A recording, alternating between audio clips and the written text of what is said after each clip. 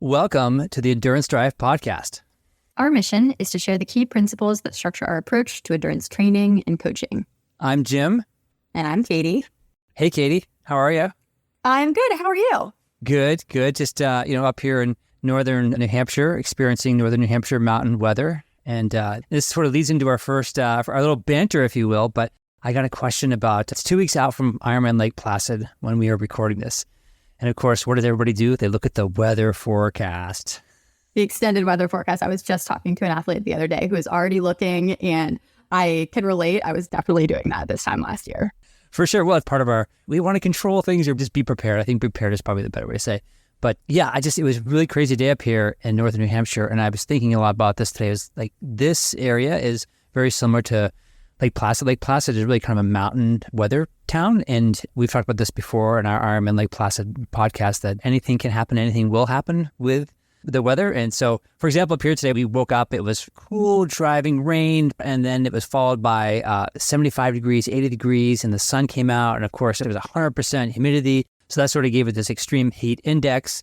And then about an hour later, it got kind of pleasant and the humidity dropped. And I was like, oh, this is kind of nice. And then a couple hours later, this supercell came through and dropped like 2 inches more of rain in about 30 minutes. And again, now and look outside and it's followed by sun and humidity again. So I feel like today felt like almost like an Ironman Lake Placid day.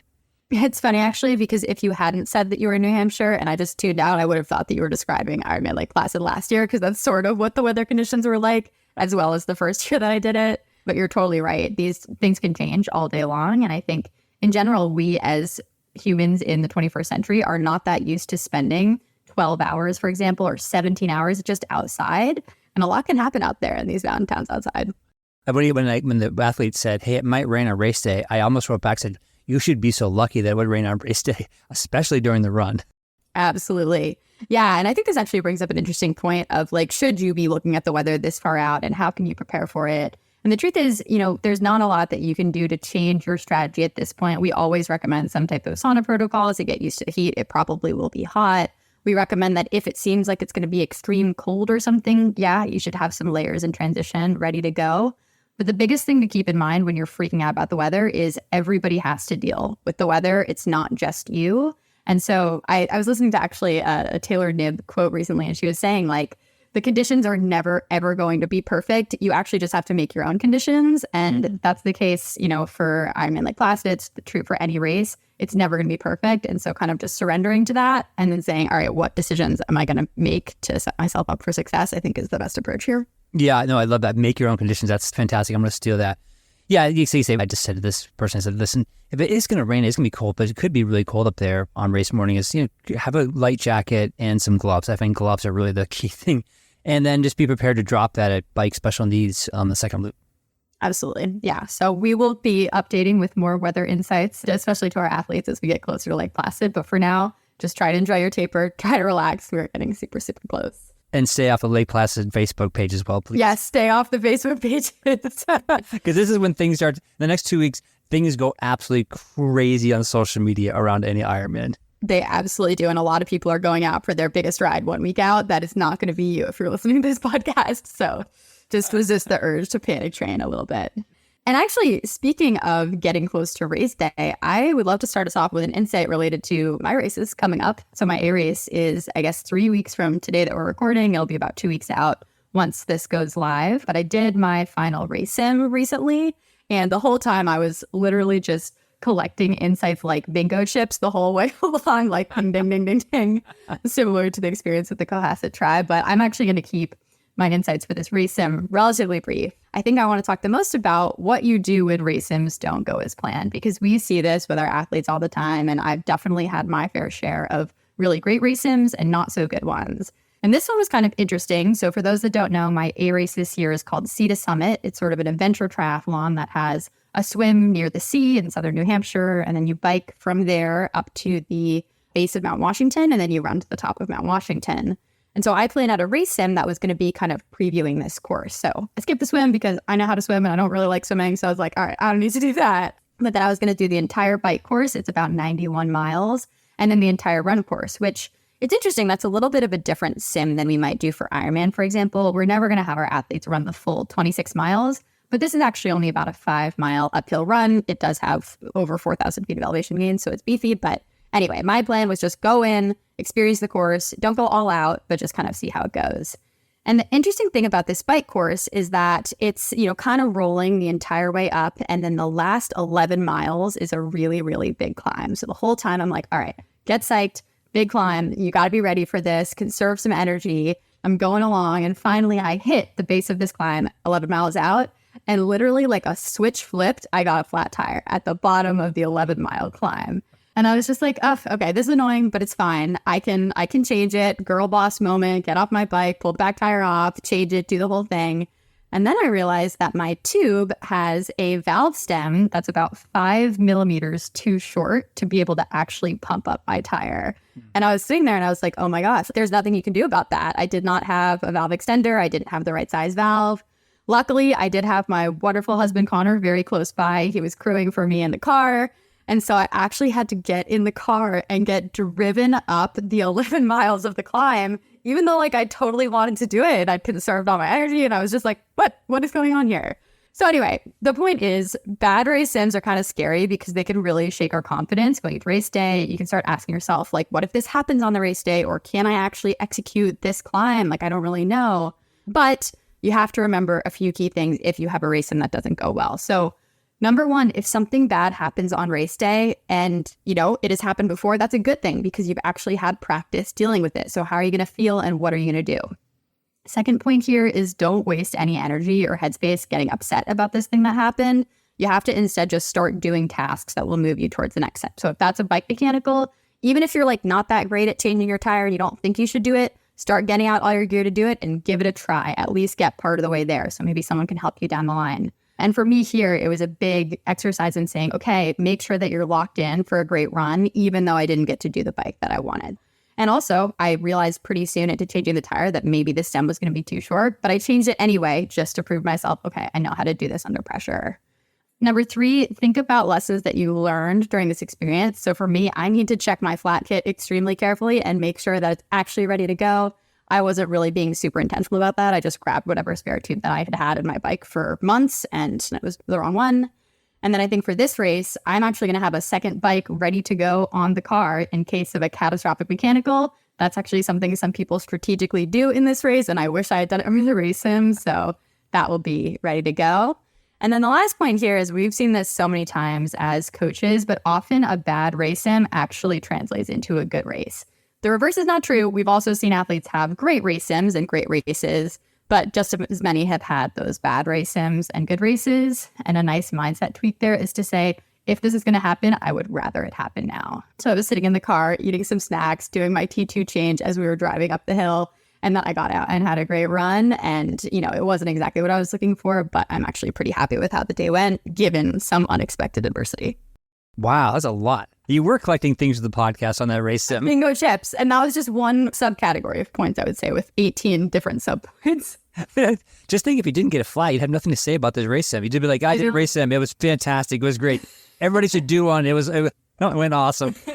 Well, you're going to be mad at me, but that actually brings me to one more small insight here. Yes. Is that honestly, the day was going so well that I was getting a little bit nervous that if I did the entire bike and it went perfectly and the entire run and it went perfectly, I felt like that would have just been kind of executing the entire race. If you add a swim to the beginning, it doesn't really matter too much. Mm-hmm. And I think I would have probably felt some level of pressure then. I was lucky in that I had a really nice tailwind on this day. So I was going pretty fast and I was getting pushed the entire way on this course.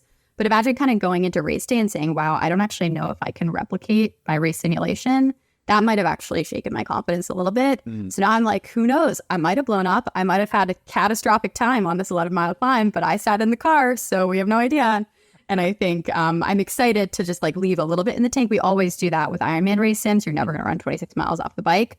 But now there's at least a little bit of unknown. And I know that I will have 2 bikes with me ready to go. Well, I find it super interesting, whether it's just a long ride or a race sim, maybe a race sim and also a race. For me, in my head, I build up this imagery and this visualization of what's going to happen. And sort of as the day goes on, I'm sort of building the story, and I'm sort of reflecting on what's happening now, but I'm also sort of projecting about, okay, when I get to this point, doing this and doing this and doing this. And so when something comes up like a flat tire, that whole narrative is interrupted. And I get really kind of thrown off at first, being like, wait, hold on. Like when you're in the car, you're going like, I'm not supposed to be in the car. I'm not supposed to be here. I've been thinking for the last 3 to 4 hours that I'll be doing X, Y, and Z, and I'm not. And now it's a real mental shift. It's really hard to recalibrate. So good job. Sounds like you did recalibrate. Yeah. Well, the answer is always snacks. I was like, I get to eat more than I otherwise would be eating. So I'm just going to snarf down some things that have protein and fat and all this stuff that I would have avoided. So I was well fueled going into the run, and it was a lot of fun. Yeah, that's always the answer. And the other part is that obviously flat tires are probably one of the biggest fears that folks have on Ironman race day and also half Ironman. And so I will say that for most of our athletes, it's sort of going to be maybe not the front of the pack, but sort of in the middle of the pack, back of the pack. And you'll be surrounded by people. If you get a flat tire, somebody will stop. That's my point. It's like if you're racing for the age group, then maybe that group you're with probably will not stop if you get a flat tire. In fact, they'll probably be like, yeah, you got a flat tire. Let's go harder.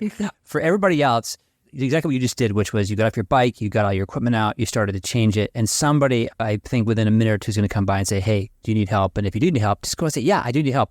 People are happy to help on race day. They want to help on race day because that becomes part of their story as well. And it's a big community out there. We talked about this many times, a big community out there on race day, and everybody's kind of in it together. And so people are more than happy to help and stop. So if you did get a flat, you'd be back on your bike in 5 minutes.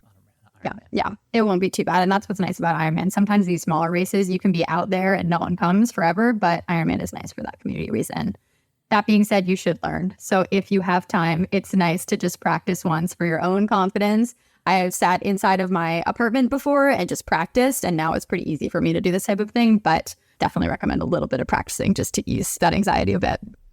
All right, next insight for me. This is sort of related to Sea to Summit, but also somewhat broadly applicable. I was reading my race packet and I realized this race starts at 5:30 in the morning, which is a very early start.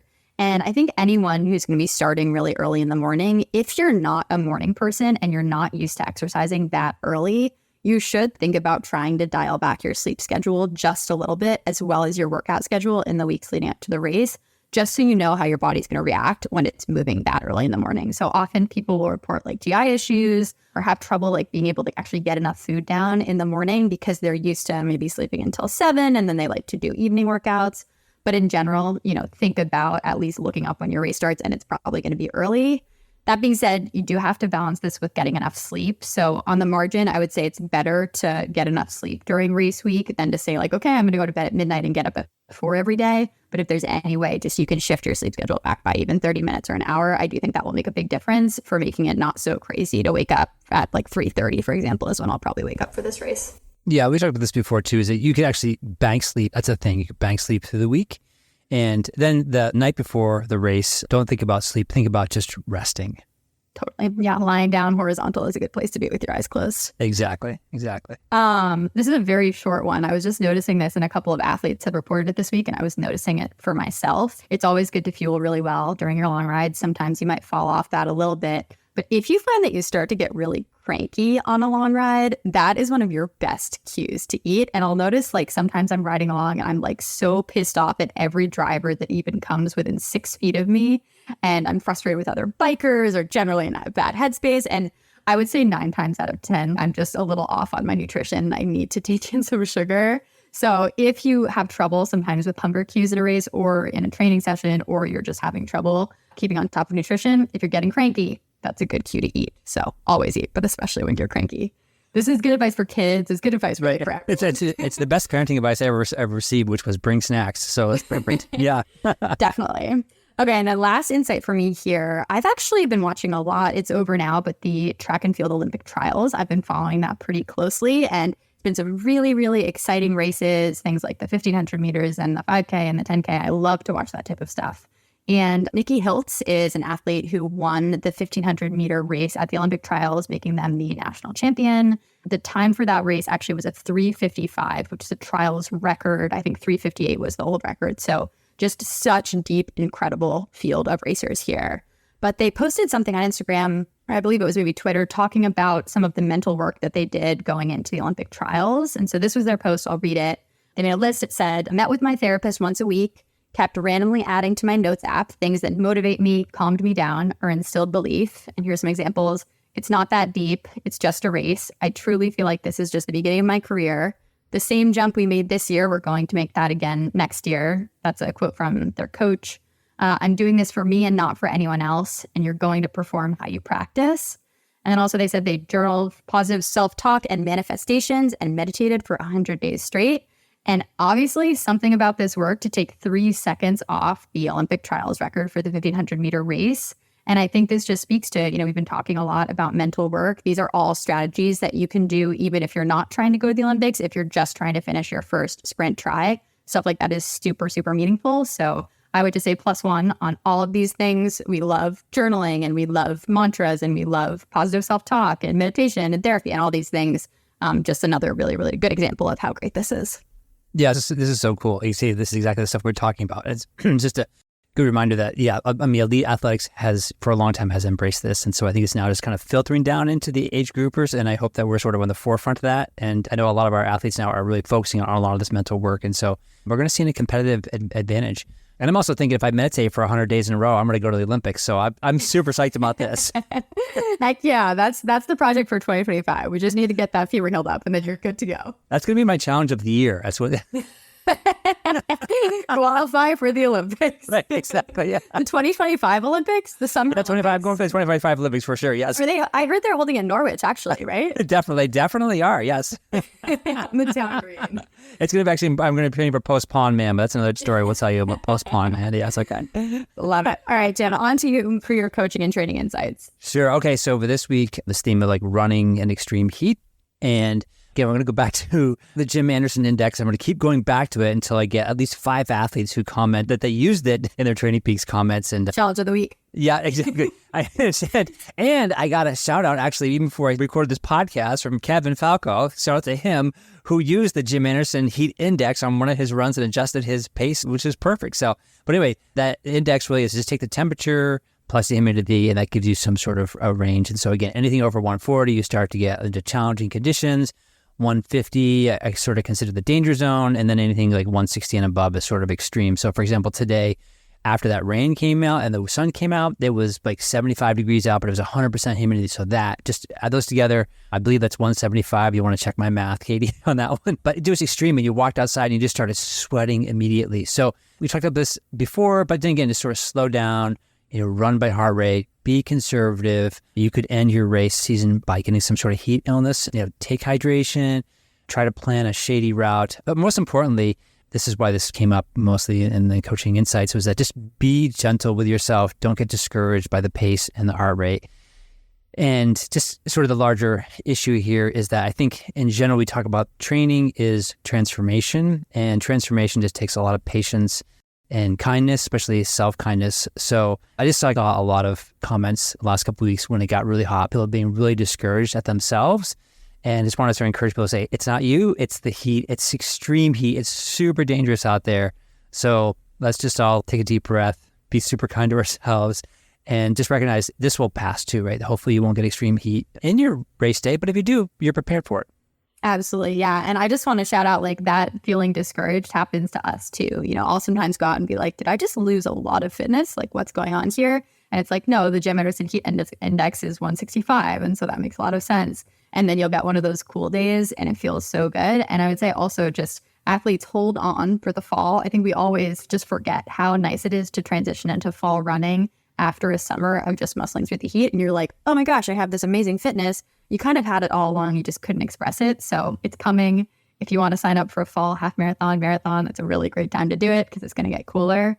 But totally agree. I'm not getting too discouraged right now. Yes. And we've also, just on that note, we've seen a lot of fast half marathons and marathons from our athletes in the fall time when they bring this big fitness, it suddenly gets cool. And all of a sudden, oh my gosh, I actually can run. We're like, yes, you can run. You're a fast runner. You just didn't know it in the summertime. So that's my first one. My second one, which kind of leads into this one, I call it in praise of trail running and hiking. I know we've talked about this again and again. But again, for our long distance triathletes and ultra runners, the long hike just serves as well. Again, our primary goal is time on feet. And so a long run, a long hike is perfect. So don't worry about heart rate. Don't worry about pace. Don't worry, just take a friend, take a family member, just go out and hike. It's great because it just builds in organic strength, zone 2, tempo threshold, mobility work, and also gets us acquainted with the outdoor elements like the wind and sun and rain, humidity, heat, exposure. The way we think about it here is like a long hike is like a long race day. You'll need to focus on pacing. You'll need to focus on hydration and fueling regularly. And all this leads to, sort of race day durability. So again, when it comes down to like some of these extreme days, maybe head out for a trail run/walk anywhere. It can be in your park, a neighborhood park. It could be in the Fells if you're in Boston or something, or if you're up north here, but just go anywhere for a hike. Yeah, I mean, we've said this time and time again, but I think part of the reason we've had a lot of success in sort of Ironman type racing is from our time in the mountains, because it is this organic durability. And if you haven't listened to our durability episode, that's way back in the archives, but go back there. I think that's the most valuable trait you can have as an endurance athlete. And on race day, you're getting ready for what you need to do. Okay, the other one here is I call it FTP is relative. So FTP, as some of you know, as maybe others don't know, is called functional threshold power. And this is theoretically the watts that you can maintain on the bike for an hour. We actually never really, test for an hour because that would be cruel. But anyway, so we'll get a lot of questions in race season about, what's my FTP? We may take an FTP test, or if you've already taken a test, they say, okay, now I've switched bikes and my FTP seems to be down because I was on my road bike before, now I'm on my TT bike. So the general point here is that I think FTP is sort of like playing center field, like you know which ballpark you're in, you know which position you're playing, but sort of depending on the hitter, you may shade a little bit left, or right, or in or out. And so your FTP is going to be a lot different on your road bike going uphill than it is on your TT bike, say, for example, on a flat course. So something you can do here is just use your long weekend runs and the race sims, with your race bike in race position to determine, I call it sort of your in context FTP. And then we can relate your FTP and the percent of FTP to your race. But again, it's super important we always talk about this, is training on the gear you're going to actually race on. And, your FTP can be off by 10, 15% or more going from a road bike to a TT bike. So this is something to keep in mind. You're not falling out of fitness. It's just you're in a different position and you have a different physiological load when you're in a TT bike in an aero position.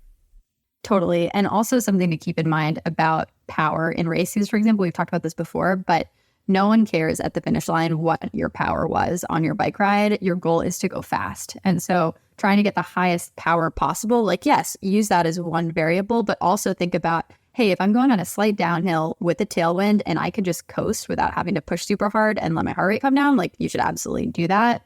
So just keep in mind that is not the only thing that matters. It definitely does matter, but it's not the only thing. Yeah, absolutely. And my last one here is just railroad tracks. We all encounter railroad tracks. And so I was reminded of this week. I was out for a ride in a place where I haven't been for a couple of years. And yeah, I saw the railroad tracks sign. I was trying to remember, and I was coming up on it. I was like, hey, I'm trying to remember what those railroad tracks were like. And I saw them, and they were basically the worst angle to the road of possible. Basically, they were at 45 degrees to the road. And so I started doing I hit them at 90 degrees and this and that. And I realized, what the safest thing over here is I'm just going to roll up to the railroad tracks. I'm going to stop. I'm going to put my foot down and I'm going to walk my bike across these railroad tracks because again, coming back from an injury. But again, I didn't quite know how high the railroad tracks sat from the actual pavement. Just sort of a lot of unknowns. And I was like, you know what? When I'm in doubt, I'm just going to stop and I'll walk over them and then continue my ride. It didn't matter. Even if there's a race, you can still do that in a race as well too. But we've just seen a lot of bad accidents happen on funky railroad tracks or even road tracks that seem to be okay to cross, but are not okay to cross. So. Yeah, I think that we're at probably a 40% crash rate for the White Mountain Century railroad tracks that are in Bartlett. So there's a lot of them out there. And I was noticing on the Sea to Summit bike course, there's at least 8 different railroad crossings. So shout out to doing a course preview. Now I know there's a few that were super, super gnarly, but you do have to hit them at a perpendicular angle or your wheel can get lodged in there and it is not a pretty sight. So don't let that happen. Yeah, it doesn't take much you try to hit it perpendicular and if you're just off just a little bit, it can grab you. So we don't want to scare people, but we also just want to keep people safe. And again, if you see it and you say, oh, I'm not quite sure, that's fine. Just stop and get off your bike and it takes no time at all. Awesome. Well, those were some great insights. I feel like we almost filled up the episode with those, but we've got a fun topic for today. And we have once again moved back to some crowdsourcing, which we love to do when we just ask our community for stories and insights from their own experiences. And then we kind of pepper in ours. But today's topic is basically best and worst race days. So we think that in general, everyone's had good days, everyone's had bad days in their races, but there's a lot of different things or factors that can lead to having a really good day versus a bad day. So we wanted to both pull some of our own experiences with that and ask our athletes what were those factors that led to good and bad race days. So I think this is going to be fun. We're going to go back in some old gym lore and Katie lore, as well as athlete lore. But our first category of things that often I would say leads to a bad race day, in the examples that we got at least, is weather or terrain related. So Jim, do you want to talk to us a little bit about racing in the heat? We've touched on that a bit, but I think you've got some stories that are useful here. Sure, yeah. Even way back in the day, even during the Civil War, it was still heat-related problems. So did they have the Jim Anderson heat index during the Civil War? It was way before that. So, oh, wow. But way back in the olden days, there was this thing called the sun. It's still around today. You've never heard of it. So, no, my first experience actually with sort of heat-related illnesses. I used to live in Alaska. I lived in Alaska for 13 years, and we had this big contingent that would go down to the Lava Man Olympic race. Probably about 150 Alaskans would fly down there, all drunk, of course, and invade the big island of Kona. And this is usually about late March, early April, a race, Olympic race, a huge race, probably thousands of people there, big fundraising event for people coming from all over the country. Anyway, so one of the first years I did that, I was like, oh, it's Olympic. How bad can this be? And I had trained some, but the way this course is configured is that you, at mile 5, you hit a kind of a dead spot. Like you sort of get out of the wind.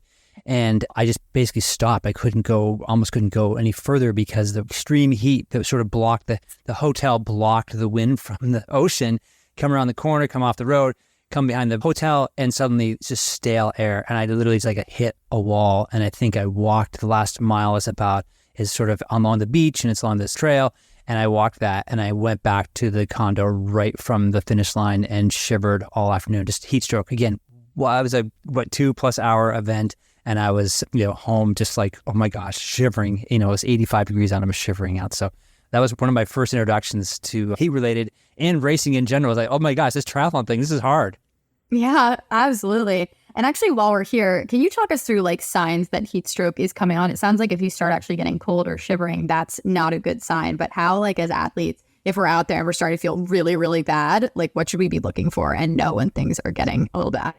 Yeah, I'm trying to remember on that particular race, but I've had this in other. We'll talk to some other scenarios where I had this. I had another race where I started to run, and I noticed I was actually listing to one side. I couldn't actually stay upright, and so that was the first indication that okay, something is going wrong here. And it turned out that day was absolutely extreme. It was like a 90-degree day with probably close to 100% humidity, and there was massive pollen in the air. This was Syracuse 70.3, which was known for brutal weather. It was a mid-June race. Usually the first heat wave of the year was during this race. So I remember going in that race and trying to go up this first hill, and I was listing off to my right. I thought, I'm not standing straight. I'm not running straight. What's going on?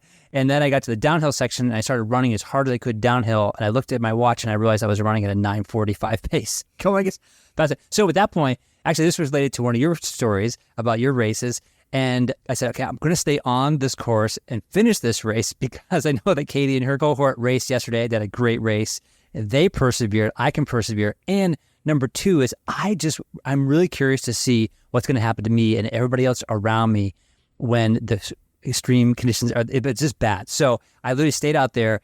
And I didn't get passed by anybody in my age group until like mile 12. And I was literally shuffling at 10, 11-minute miles. I was doing sort of Ironman pace, fast Ironman pace for a half Ironman. And it was just devastation out there. So I was like, this is kind of curious. I'm just going to kind of walk through the 8 stations and get cool.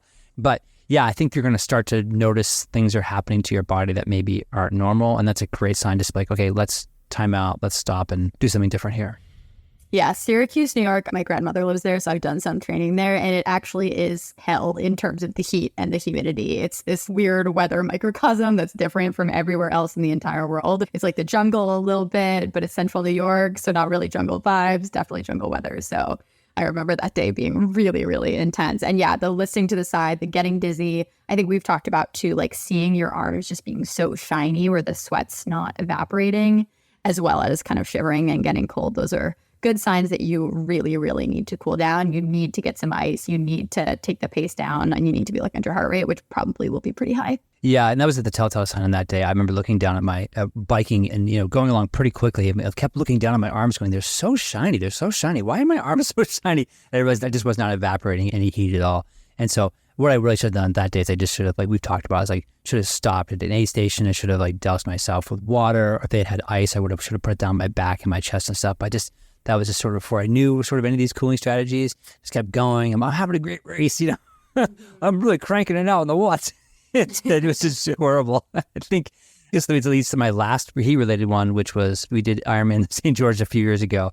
And the telltale sign there that I was having problems with the heat is that I passed out at mile 2 on the run. So I went to reach for some water at mile 2 aid station and collapsed on their water table and almost destroyed it. They sat me down for about 5 minutes, fed me some salt, and said, "Hey, you gonna walk from here?" I'm like, "Yeah, I'm gonna walk from here." And then I came around at mile 11 towards the back to town, went into a porta potty and had a panic attack because it was so hot in there. And I realized at that point, okay, I don't mind walking for the second loop, but my body was screaming, saying, "Do you want to spend 3 hours outside?"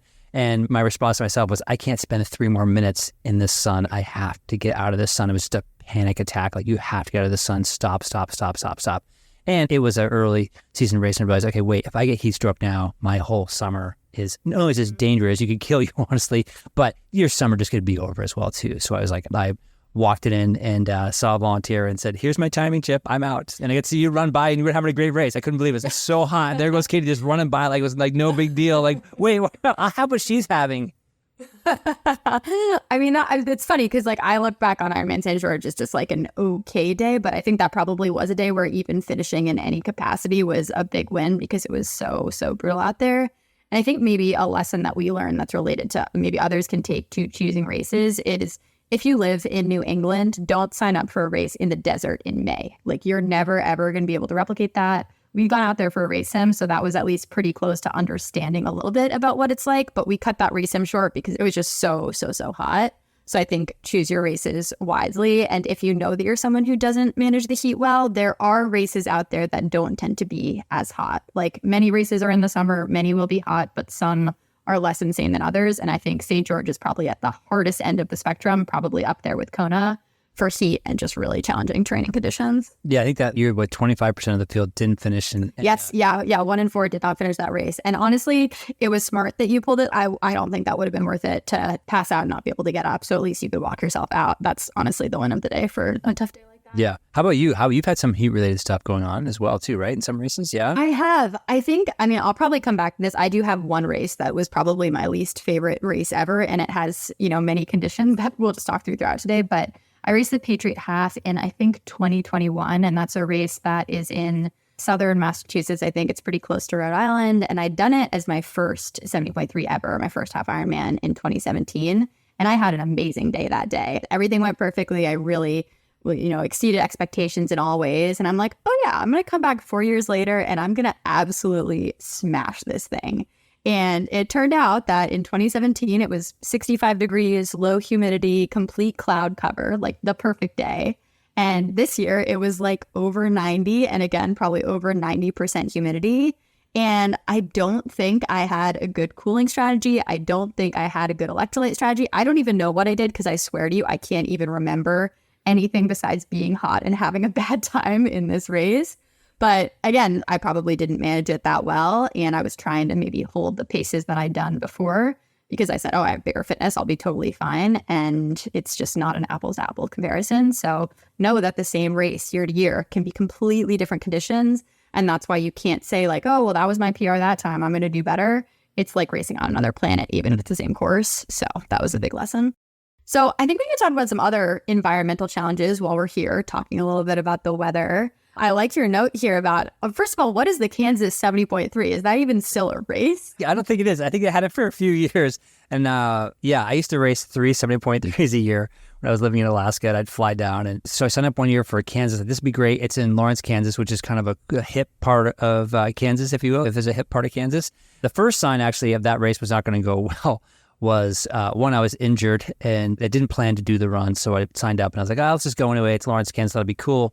And then the second point, we showed up in the big hotel and there was no electricity. They'd been knocked out. It's been knocked out for hours. So I get this really nice hotel. We walk in, it's all dark. And they look at us and go, yeah, we don't have any electricity. So it's sort of an omen. But race morning, a couple of things happened there. Actually, the opposite side of things, it was extreme cold on a race morning. I thought, okay, here I am coming from Alaska and didn't really bring a lot of my warm weather gear, and I'm freezing. It's windy. It's 40 degrees out, and it's so cold.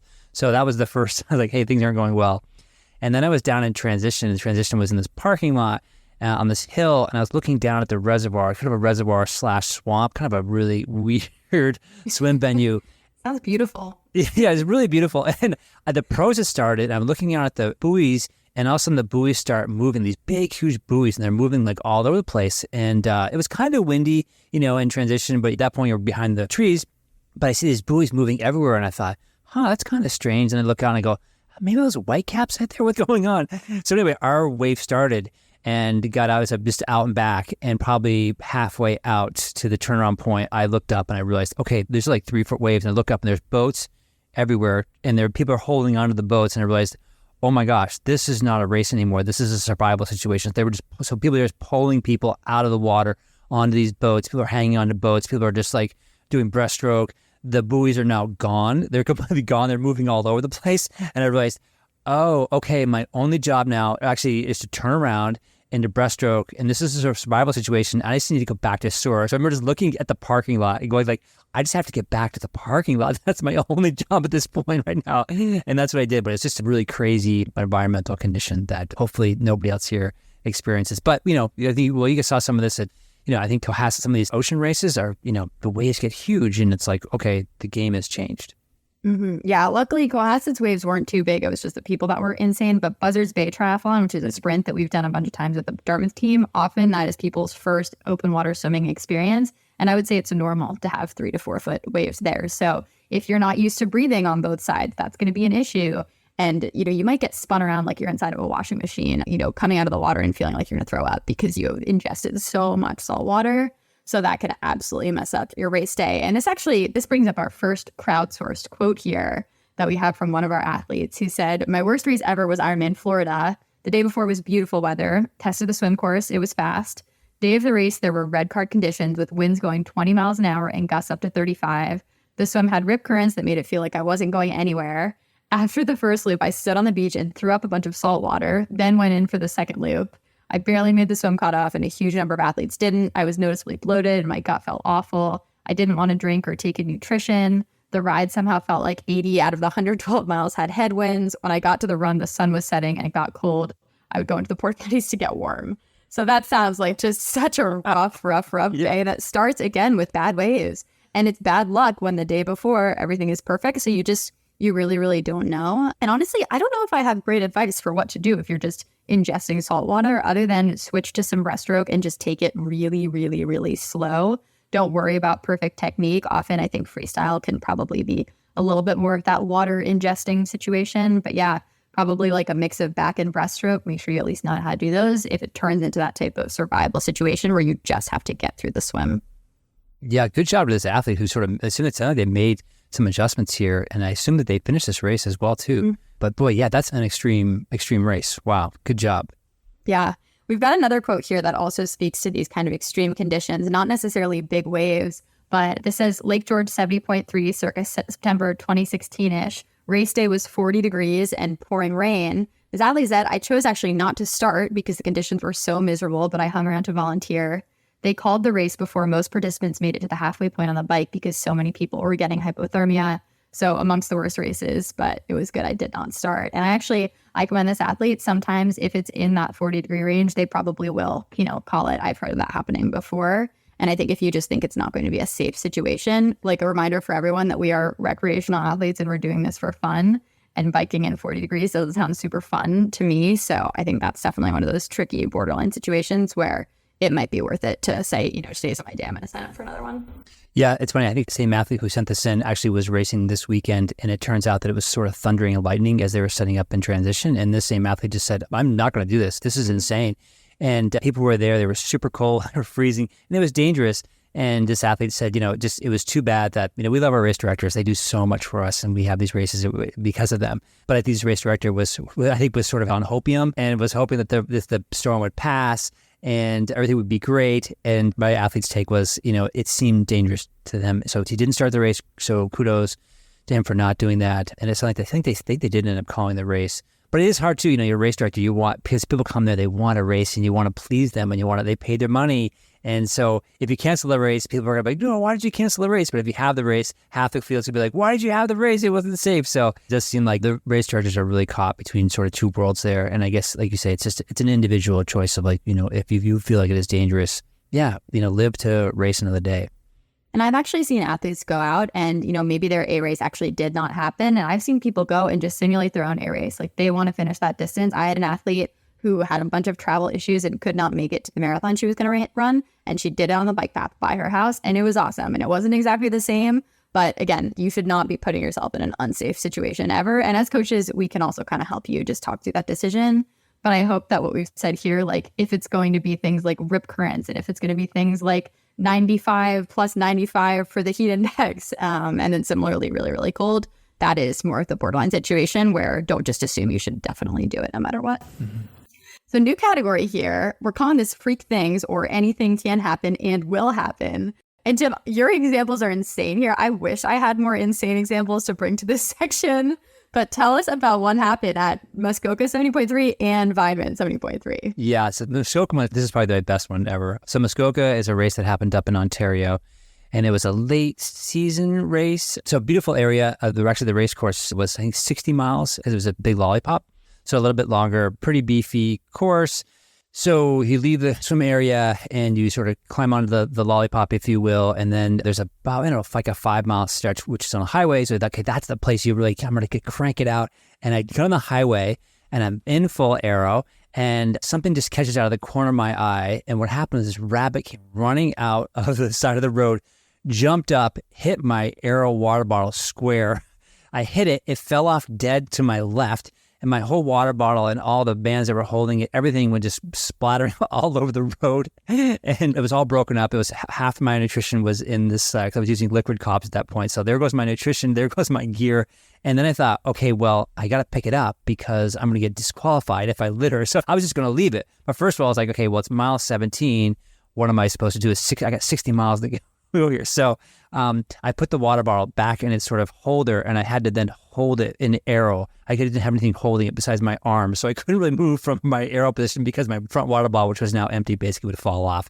So in that way, I was just happy that actually I didn't have a chance to react because I think if I reacted, I may have just crashed, because if you see an animal coming at you, you're probably going to do something about it. But I literally had no time. And so poor bunny, I guess, So you did not get a penalty for littering, but did you get a penalty for killing a rabbit on the course? I didn't have a permit to hunt there. So, I'm probably a fugitive in Canada now, actually. So, and that's why Jim is never racing in Canada again or ever crossing the border.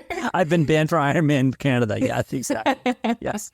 Okay, and then Vineman 70.3. This is an insane story too. This was totally insane. Well, this was a really popular race for many, many years. It was in wine country, obviously Vineman, California.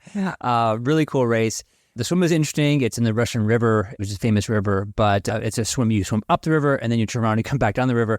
And about halfway up the river, I realized that people were actually walking next to me. And I realized, oh, wait, we're in like 2 or 3 foot water. So it was this choice of like half the field was walking up the river and half the field was swimming. And so it was kind of weird. I'm flailing along swimming and I look over and there's like people just walking next to me. I'm like, okay, this is kind of strange. But anyway, that wasn't the strangest thing that happened at this race. So I got off on the bike course and heard later after the race was over, Carrie, my wife, had heard this, that 2 guys had gotten hit by a falling tree. And this tree was and it was still conditions. I mean, like no wind at all this day. It was a super hot day, actually. And this tree randomly, just out of transition, fell and knocked over and hit 2 triathletes and they ended up in the hospital. So I'm sort of chuckling here, but just, absolutely freak things that happen during triathlon.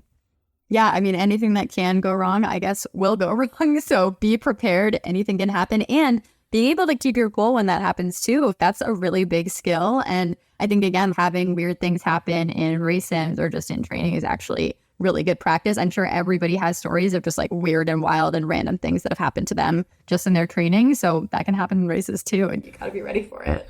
Well, it's great because after that race, I added a chainsaw to my bento box. So it's just a small one. It's like a travel size. Yeah, the travel size one. Exactly right. Yeah. Like, Katie, but you remember, do you have the right size chain for your chainsaw? So if the tree comes down and you pull your chainsaw and you go, oh, it's the wrong size chain. So you don't want that to happen. So always check your chainsaw and your chain, right? And if you put about 5,000 miles on your chainsaw, then you need a new cassette as well. That's exactly. Okay, so this is similar to freak things, kind of a mix of freak things, and life stress is something that has impacted people's race days before, or could at least have potential to do that. So we have one story, and it's funny, I was involved in this story, so I can probably tell it, but I hosted 2 athletes in my apartment in Boston. They were headed to race, I believe, 70.3 Oceanside, Dartmouth athletes, and they're getting ready to go. We packed up all the bikes. As you know, it's a big production to take bikes down and put them in the bike bags and cart them through a city and go to the airport. And one of our athletes lost her entire wallet in this process. So had no credit card, no form of identification, which is a really big problem when you're trying to board the plane, and convinced TSA that this huge bag and you are totally fine and you live here. You're not doing anything crazy or weird. You don't have CO2 crutches in the bag. You're not trying to do anything to the plane. But I think the point here is just having high life stress in the week leading up to a race can kind of shake you mentally. And luckily, this athlete did end up having a good race and everything was fine.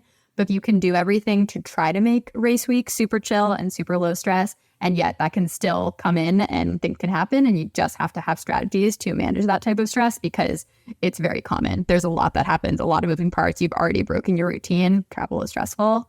And yeah, I was glad that she was actually able to board the plane without any type of identification. It's absolutely amazing. But if you know this athlete, you realize how she got on the plane because she's the nicest person in the world. Although I thought the lesson here really was if you get caught with ID at the airport and you're talking to TSA, just start to tell them you're a triathlete and start telling about all your workouts and just be like, okay, this is awful. This is the worst thing ever. Please just get on the plane. I don't want to hear about your brick workout that you had. It was 45 minutes at race pace and you had 4 miles off the bike. And next week I'm doing this. They'll let you onto the plane. That's also a really good way if you don't want a seatmate on the plane. Just like wear your Kona shirt and start talking about it. And then you can just stretch out. They'll leave. They'll request a seat change. Actually, I just wear my finisher medal to the airport. That's what I do. There you go. Yeah. I love that. You wear it all the time. I mean, you sleep in it, shower with it. Absolutely. Yeah. Hey, have I told you I'm an Ironman? Yeah. Okay, speaking of Ironman, I have one more story. So I guess this is a freak thing. Luckily, it did precede a race that turned out being pretty good. But the week of my first Ironman ever, you may remember this, Jim, if you didn't black out during the experience. You sounded like you were going to. But leading up to that race, we did a race simulation actually up in the White Mountains. And you, I think, were going to grab your fat bike and ride it while we were running. So you grabbed the fat bike, which was in like a shed or your garage or something like that. And you can probably explain what happened. Did you just feel something bite you? Is that... Yeah, I think first of all, this one goes under no good deed goes unpunished. We had our friend who was traveling here also to the race, and the TSA or somebody lost his bike, and so he needed a bike, and so my race bike or one of my road bikes, I said, okay, here for this last shakeout ride, just take one of my road bikes, and I'll grab the fat bike from out of the garage. So we went off to this really great place to bike here in northern New Hampshire, and I'm riding along. Just you guys went off and did your thing, your last brick, whatever it was, and I'm riding along, and I feel this pinch or something on my left calf. I'm like, oh, that's kind of weird. I get stung by a hornet. And then by the time we had driven back here, maybe like an hour later, this really sort of nickel-sized dot had appeared on them, and I was like, oh, I'm starting to feel kind of terrible. Mm-hmm. Yes. And I think I actually ended up driving us back to the Upper Valley because you were really kind of out of it and got you home and you're just like, yeah, I think I'm going to go to bed. But the next day, I think things had gotten a little bit worse. And that day we had also planned to have a big pre-Placid party. So we invited all of our triathlete friends. I believe Sarah True was there. A bunch of folks came to our pre-triathlon party hosted at your house a couple days before the race. And you didn't actually come downstairs. You're like, you just got to play this party. Like, I can't come downstairs. And I'm like, okay, this doesn't sound too good. Have the party ends. And then you came downstairs. It was 85 degrees, probably a warm week. And you're wearing a Patagonia snow hat and a full puffy. And you're shaking. And I was like, uh-oh, I think we need to go to the emergency room right now.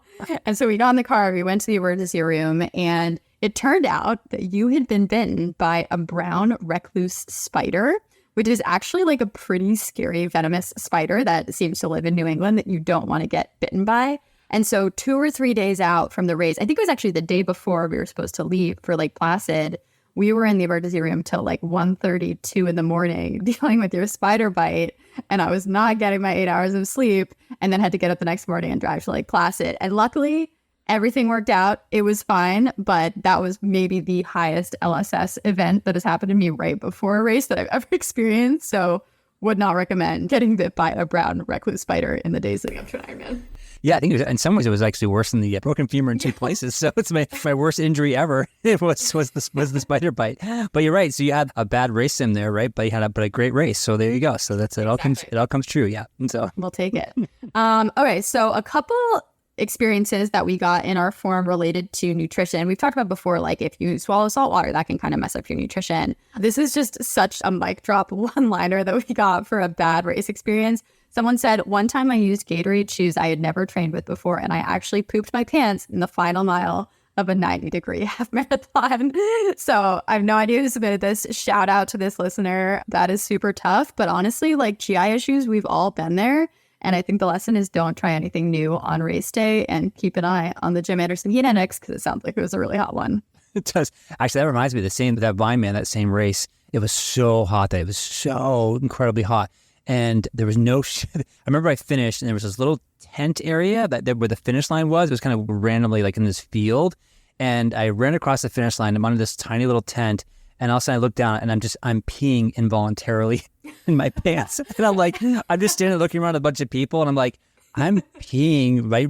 But it was involuntary. It was so hot. And I remember like just trying to find some shade afterwards. I'm like, I just peed my pants and now I think I'm going to have heat stroke as well too. So I guess, anything can happen out there, folks. So Yep. I mean, we've said it time and time again, body fluids are all over the Ironman course. It's not even really weird. It's just like, oh yeah, this is what people are doing. I remember the first time that I volunteered at Ironman Lake Placid, there was a veteran volunteer and I was at an aid station on the bike course and people would like roll in and then hand us their bikes while they went to use a porta potty. And the veteran volunteer was like, don't touch the bike saddles. And I was like, oh, are they like expensive? Are they fancy? Like, what's going on here? And they're like, no, people just pee all over them the entire time. Like, don't touch them. And I was like, oh, okay, good to know. But I also once, I peed during a run. I didn't even stop running because I was in the second place and I did not want to drop to third. There was someone like 30 seconds behind me in a 70.3. And I was like, this is happening. It's fine. I'm already really sweaty and no one's going to be able to tell. And if they can tell, I will enjoy my spot on the podium. So it's fine. That's impressive. So so I think the world is divided into people who can pee on the bike and those who can't. I really can't pee on the bike. And I like stopping anyway, so it's nice. But where do you fall on that spectrum? I've never peed on the bike. That run was a very specific set of circumstances, I would say. Okay, all right.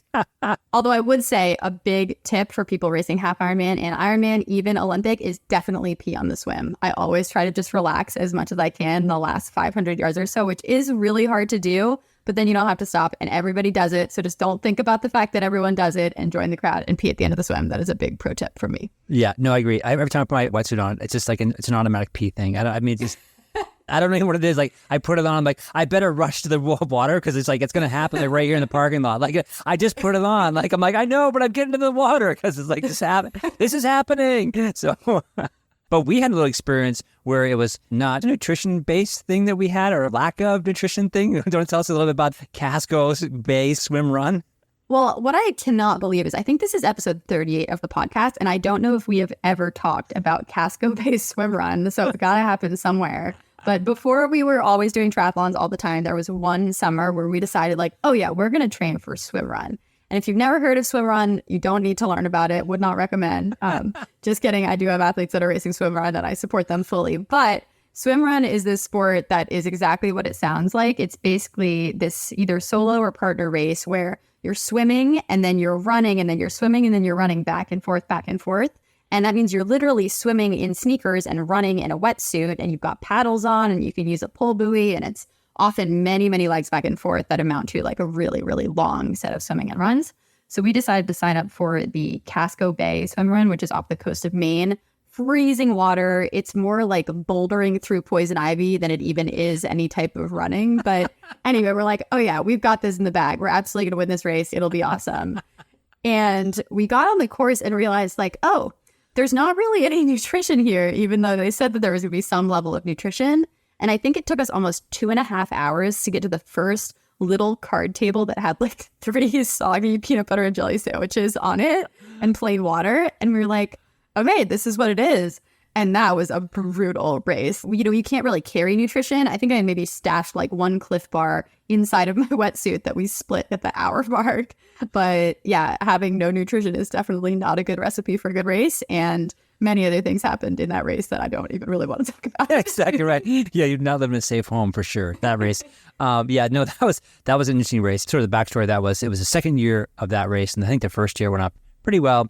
And then in the second year, actually, unfortunately, the race director who maintained all the relationships with all the private landowners on all these main islands, which is a really cool thing, probably over 100 landowners or more, he unfortunately passed away. And so the race director had a partner, but he lived sort of out of state. And so when we showed up, they're like, yeah, we're going to have all this stuff. And it turned out that it had been overwhelming. It's hard to organize a race from living 2,000 miles away. And this race really depends on relationships with the private landowners. And so things were just a little bit chaotic that year. And the promises of nutrition just did not come to fruition, so we said. So we barely survived that day. And we did not win. I can't believe we didn't. Katie, we didn't win. I can't believe it. We were disappointed. I mean, honestly, I would say another insight from that was don't go in too cocky. That is a recipe for disaster. We're like, oh yeah, we definitely have like the male-female partner vibe thing. We got this in the bag. And we were like 4th out of 6th or something. There was nothing special. And I think the point was like, we're good bikers and we should stay on the bike probably. Yeah, right. Exactly. Yeah. I like to stay on the bike. It's usually a good recipe for health. Yeah. Yeah. But that being said, if you're an amazing swimmer as well as a good runner, you should totally do this race. I would say we are more adult onset average swimmers. So that was part of the promise, just a lot of swimming for racing. But all right, last category here that speaks to these worst days ever. This should probably come as no surprise, but we did get some submissions that related to actual crashes on a race course. So shout out to, again, Kevin Falco. He's the star of today's podcast, but he sent in one saying that the season opener 2024, which we have talked about before on this podcast, was his worst race ever. And he said, wet course and challenging cycling conditions. I had a good swim and was hammering the bike. Pre-race, Katie gave us a warning that there was a sharp right-hand turn after a downhill and to watch out for it. I thought that had come and gone. Katie, I did listen to you. So it settled into air and was cruising, hit a downhill and picked up speed to 40 miles per hour, and then saw the turn fast approaching. Tried to get to my brakes, but hit a divot in the road, slid, lost control, launched myself into a telephone pole, helicoptered, and slid to a stop about 20 feet later. End result was that I was okay, nothing broken, a concussion and cracked helmet, lots of bruising and road rash, and 2 severely sprained ankles. The EMS and the volunteer who watched the crash told me I was probably 6 inches away from a spinal cord fracture or worse. So, I mean, that takes the cake for a bad race experience. I would say the only silver lining there is that Kevin's doing okay. Looking forward to his race coming up. But yeah, this stuff can happen. And I think the risk of scary things happening on race day is compounded when you have wet roads and other challenging conditions. So just a big reminder to play it super, super safe. Don't be a hero on those crazy, crazy days. As similar to Cohasset recently, just so wet. And that's not the day to take all the risks on the bike, as well as to try to get a course preview in so you know what kind of turns and other, bad pavement sections and things like that could be coming in. Yeah, absolutely. Shout out to Kevin. He is feeling better and his A race is coming up and he is almost all healthy. But yeah, your point is like, you're right, a sprint race, maybe with sprints and Olympics, like there's going to be another sprint like in 2 weeks or next week. So if the conditions just start lining up, take the 0 and go to the next race. So we've talked a lot about bad races. I think we could spend a little bit of time talking about good races now. And what's interesting is I was reading through the submissions on our forum. It often has to be a lot of different things aligning. It's not just weather and it's not just nutrition. It's really people saying this was a race where everything went right. And so that could be, related to how you're pacing or how you're fueling. But I think in general, you can't expect that this is going to happen every single time. There will be good races and bad races and pretty average ones as well. But I think everyone does, hopefully, in their racing lifetime, have a few experiences that are just, everything going right there. Yeah, it's kind of funny, too, because we always talk about like having a plan A, plan B, plan C. And I think when we're training, we're all thinking and envisioning an image, imagery is a plan A, plan A, plan A. I'm going to swim this fast, bike these watts, I'm going to run this fast. I think the reality is that plan B is often the thing that happens the most, sort of if you think about it as a bell curve, but it's super cool and it's very rare, but just awesome when plan A actually happens. So it's really fun to read some of these and be like, yes, plan A happened that day. And actually, maybe we'll read this one. I believe this is from one of your athletes, Jim, that came in, and it says, best race ever was probably my last race, Mighty Montauk Olympic on June 8th. It was really the first time I felt like everything clicked in a triathlon. Nutrition was spot on. Could possibly have gone harder on the bike, but I was consistent, which set me up for a great run. I've been doing triathlons for almost 10 years, And it's the first time in recent memory where I could actually run the run. In all the time I've been racing until recently, I've failed to recognize the skill that is required for triathlon. Being smart on the bike, ensuring proper nutrition, keeping form on the run, knowing how to pull together data from your watch, heart rate, power, etc., and combine that with what your body is telling you based on the conditions. It was great to have a race where it felt like someone flipped a light switch. Also lets me know I have a lot left to learn, but it has already given me confidence and helped me view that what is going right or could be better in training sessions. So I think that's awesome. And just like shout out to this athlete and shout out to you, Jem, for the coaching that got him there. I think if you do this for long enough, you will slowly but surely pick up those skills. But sometimes other things like conditions get in the way. So it's really gratifying when things actually can line up. And I think we're confident as coaches that people can get there. It might not be every race and it might not be this season, but it is going to happen eventually where everything clicks. Yeah, I love this one because it just points out like, being smart on the bike. We've done a whole podcast on like, how do you be smart on the bike? How do you train on the bike? So each one of these things that he said, ensuring proper nutrition, we talk about them all the time, but each one of these has got just a huge amount to learn. And so, yeah, like you say, triathlon it's years and years and years sometimes in the making to have like the perfect race. So yeah, keep at it, folks. It's going to happen. Totally. So maybe we'll close this, Jem. Should we talk about some of our favorite races? I have a lot here, but I might just pull one or two to tell you about. They're very different. So I think my favorite race day ever in my life, this will come as no surprise, but Ironman Lake Placid in 2019, my first Ironman ever. And then I think about what was so special about it. I think one of the most special things was how many people were there cheering for us. So obviously you were there, my family was there, my husband was there. And almost the entire Dartmouth triathlon team, who I had just graduated with the year before, had come to volunteer and spectate and support.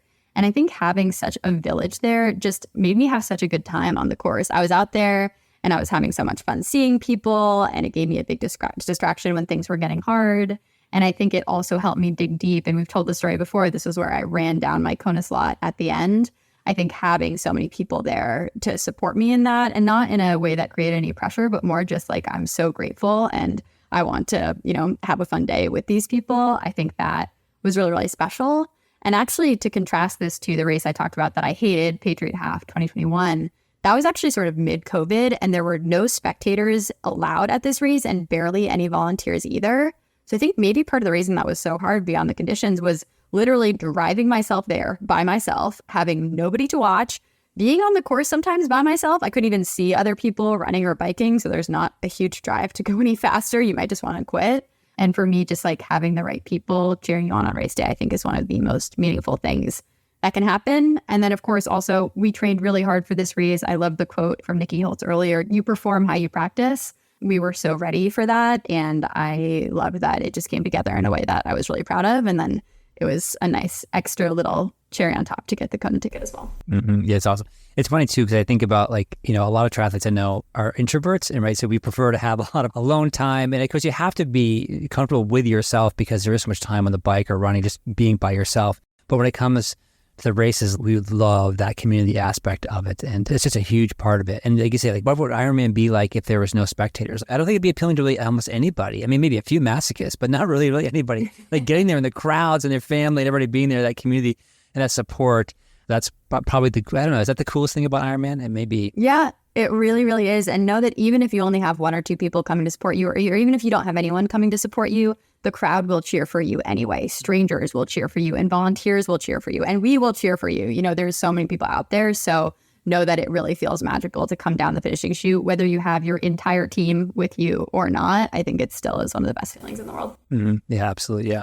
So I have one more favorite race, and this is funny because it's so different from Ironman Lake Placid, but I had spent the summer since I was very young going up to a little town in Maine. My whole extended family lives there, and there's been this race there for I think about 40 years called the McGuntacook Tinman Triathlon. So it's sort of a riff on Ironman. And it's Tin Man in every sense of the word. Transition is you just put your bike in this like parking lot, and then the course is kind of marked, not really, and it's a really small field and it's super local. And I remember I showed up, I think I did this race in 2022, and I showed up, and I'm pretty sure I was the only person with a TT bike in the entire race. But it was really fun because since it was so chill and so local, and you just go when they say go, like there's no gun or anything, I ended up leading the race from start to end for the entire field, like in front of all the men, in front of all the women, like had the fastest swim, I think, which has never happened to me in my entire life. Because again, there were probably 35 people in this race. But it was so fun to just say like, okay, I'm here and this is effectively a time trial and there's not a ton of pressure. I'm just going to go out and do it. And I honestly had like one of my best races ever just because it was fun to be up front and be in this town that I love so much and that I've trained, been so familiar with. And then the last thing was my grandparents got to come see me. And they're very old, so they've never been to any of my races before. But just getting to be on this course, winning the entire race, the first female overall winner ever, and have my grandparents there to watch, it was like the best day. And didn't taper for it, didn't really train for it, just rolled in. So highly recommend the McGuntacook Tin Man. Let's get some podcast listeners there and then maybe it'll be a little bit more competitive. Exactly. Hey, you race who shows up, right? Yeah. Exactly. Yes. So I have a similar story to that. I hadn't written down here, but it does fall into you race who shows up. So I once went skiing in New London, New Hampshire. I forget the name of the ski area down there, but they had a famous ski race down there called the Governor's Cup. And I showed up one day with my friend Stacy Woolley, who actually was an Olympian. She was a biathlete Olympian. And we're like, let's go skiing down on the island. Okay, let's go for it. So when the ski showed up, we showed up and they said, oh, hey, by the way, we had to cancel the governor's race last week, so we're having it right now. And we're like, okay, I guess we'll just race.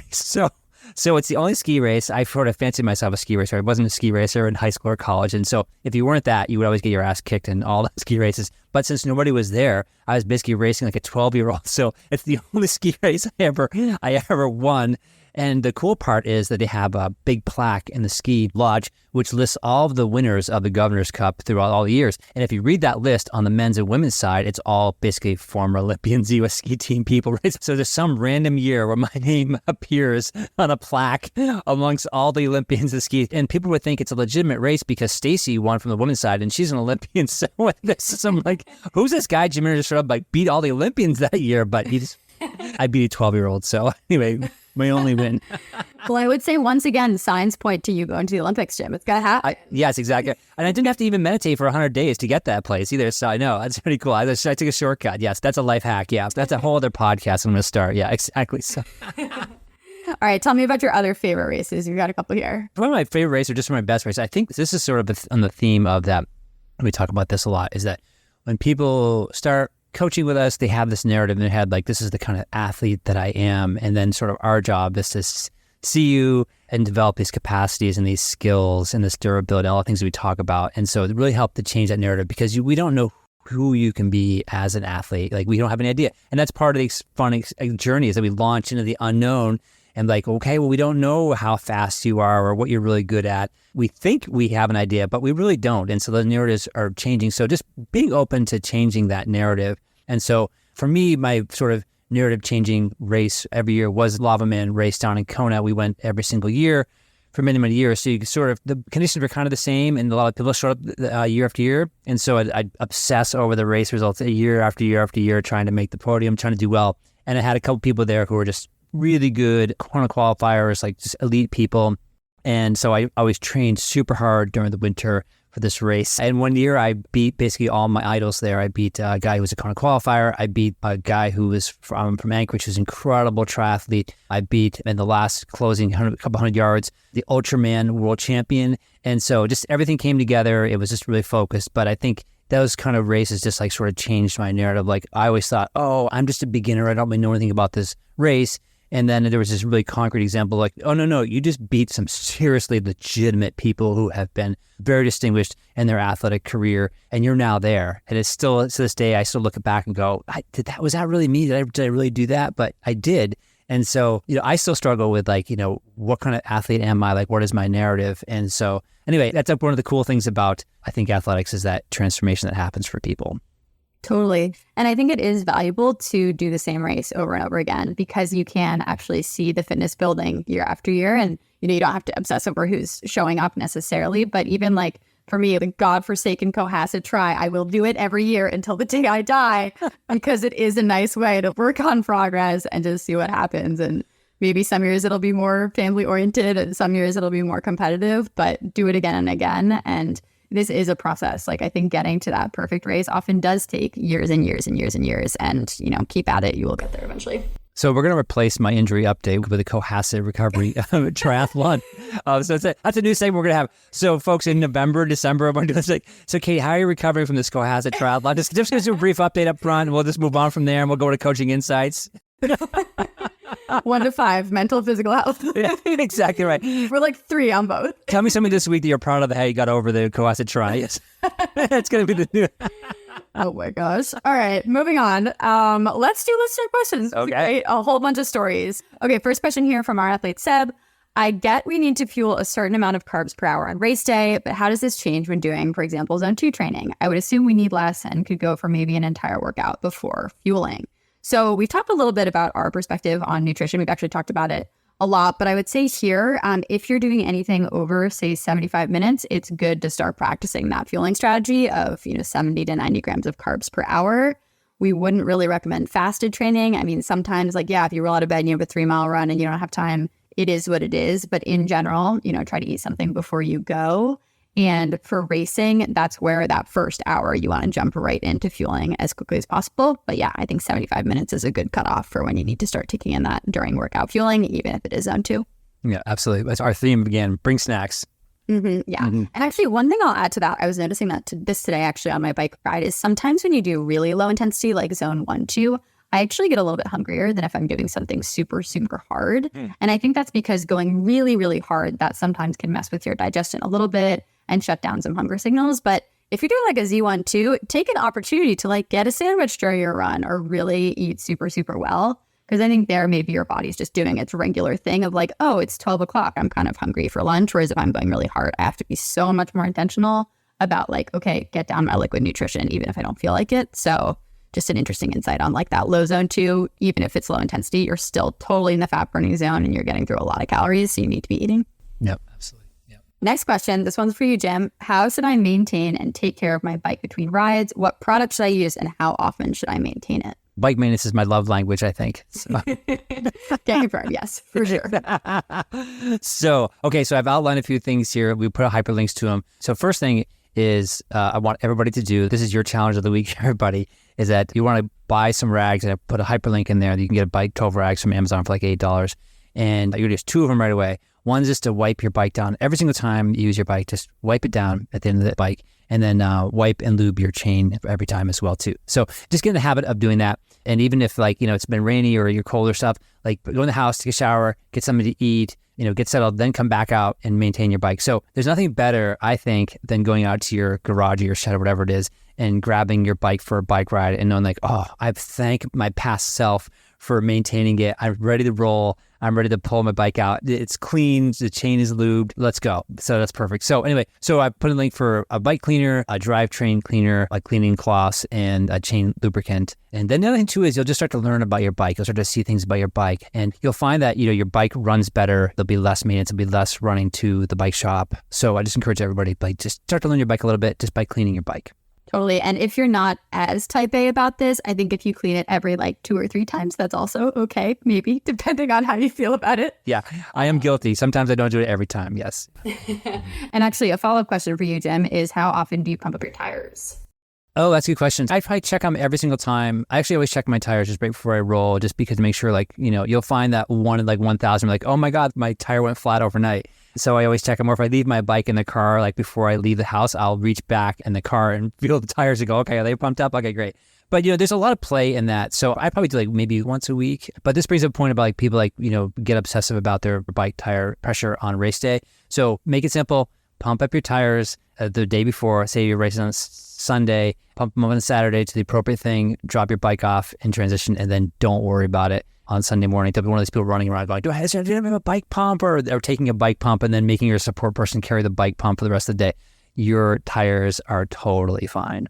Totally. I agree with that. All right, last question here. As a first-time Ironman participant, should I have a goal time? It's funny, you put this question. I was actually asked this question this week as well. Okay, yeah. My response was, yeah, you're in it to win it, right? That's what I said. I said, don't come talk to us if you don't win your age group. No, seriously. My take on this, and for this athlete and for all the athletes, as a first-time Ironman, you're just going to learn so much. It is such a ridiculously long day, and you are prepared for it. But, don't put any pressure on yourself. The real goal is to finish it, enjoy the community aspect part of it. We can outline some broad, we think you'll swim between, this and this, right? Within maybe, but the bike can be a real wild card depending on, again, heat and everything we've talked about, wind and that kind of stuff. And your goal for the run is just to move forward for 26 miles. Totally agree with this. Yeah. And I think once you've already done an Ironman, then maybe you have an idea of what you can do. And there it's more appropriate to choose a goal time, but it always has to be finishing the first time. And I'll say, even for my first Ironman ever in Lake Placid, my goal was not to qualify for Kona until mile 13 of the run, when I actually thought there was a chance. I did not walk into that race intending to qualify for Kona it was really a big surprise for me. So in general, like, yes, your goals can maybe evolve during the race. And if you're at mile 22 and, if you can hold 12-minute miles, you're going to go under whatever many hours, sure, we can play around with that. But don't be sitting here 3 weeks out saying it's like sub 12 or bust, because you just have no idea what's going to happen. Yeah. And people say, well, when should I have a goal time? And I think the standard here is that when you can run the majority of the marathon, that's when you're really ready to start, like, sort of quote racing Ironman. And we can get really nuanced about, like, oh, we can take off time here in the swim and here in the bike and that kind of stuff, and bring in more FTP and percentages and that kind of stuff, and your better aero position. But until you can run pretty much the whole 26 miles, and you can walk through the aid stations, but when you can run 26 miles off the bike, that's when you're really ready to have goal times and to be competitive in an Ironman. Totally. Yeah. Running the run is really hard to do. So just keep that in mind. That's really hard. Okay. This will be a long, long episode, but I feel like it's got some good stuff. Let's close really quick with challenge of the week and gear pick of the week. So my challenge, do some mobility. And I'm going to specifically recommend EC Fit. So Erin Carson is a strength and mobility coach out of Boulder. She has these free Monday mobility videos on YouTube. She's been doing them for probably 6 years. Every Monday, she puts out a new video. It's about 20 minutes long. Minimal equipment, usually just needs like a foam roller and maybe some bands. And they're so, so good. I often recommend them to athletes like on an off day, but you can really incorporate them any day of the week. So definitely treat yourself to a little bit of mobility work. Yeah, absolutely. Erin is the GOAT and is the trainer of many professional triathletes. So my challenge of the week is do a 60 to 90 minute zone 1 or low zone 2 ride with cadence between 90 and 100.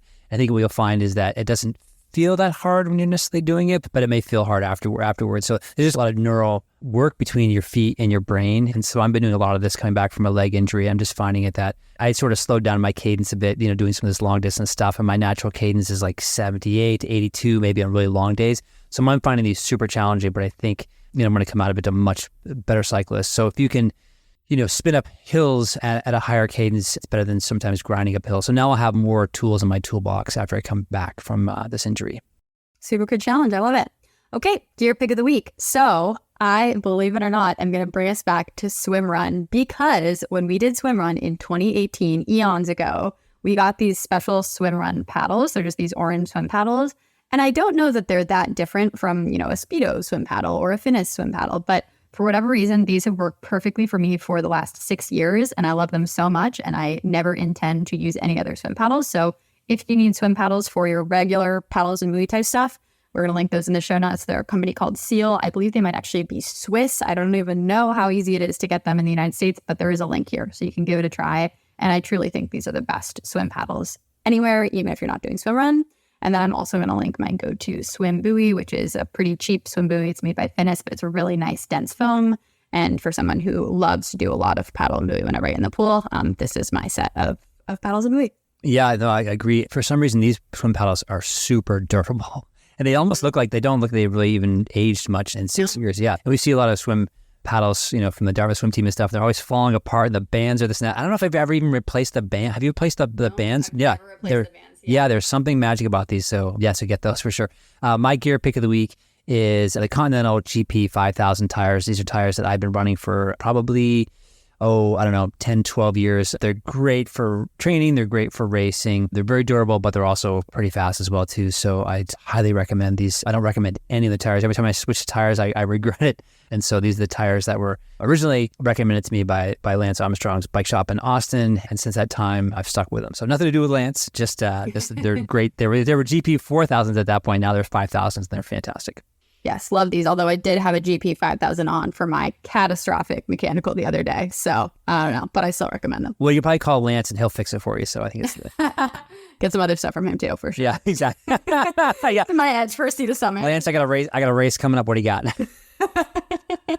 Do not quote me on that. Okay, listeners, thank you so much. We love this podcast and we love hearing from you. So please consider sending us feedback. We will link our podcast feedback form in the show notes. And reminder, that we have extended show notes that have all of our stories and gear picks and links up on our website. So check it out. And thanks so much for listening. Hey, this was fun. Yeah, everybody, thanks for your stories and thanks for putting up our stories. And we hope you're out there creating your own stories this year. So yeah, thanks a lot. See you, peeps.